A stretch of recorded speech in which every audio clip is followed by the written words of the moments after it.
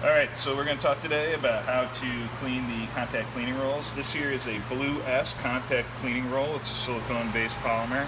You can see there's a lot of debris and stuff built up on this that isn't being removed by the tape. So about, every couple days you're going to want to hit this up with some alcohol and water.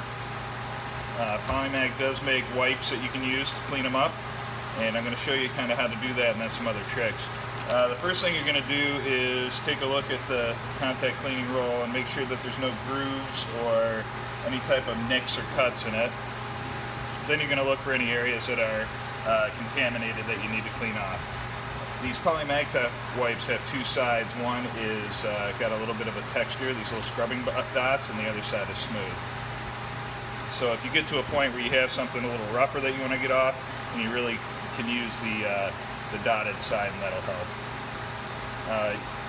As long as you clean these periodically, it should be pretty easy to get any of the extra debris on. So you can tell right here, a lot of that leftover copper dust is already off.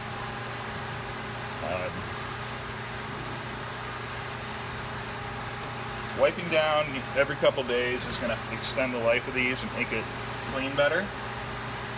If you get to a spot where it looks like it's not coming off, you can always use a green Scotch-Brite. So we'll use these, put some alcohol on it, and where the alcohol went, and scrub down the piece. Hold on one moment. There we go. Spray a little bit of alcohol on here, and then if there's any spots that are shiny or don't look like they're coming off, you can just hit it with this and it'll come right off.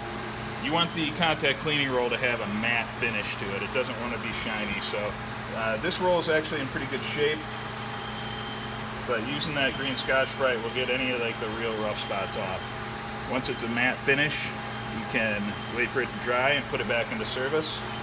Maybe wipe it down one more time with the cloth, and you're good to go.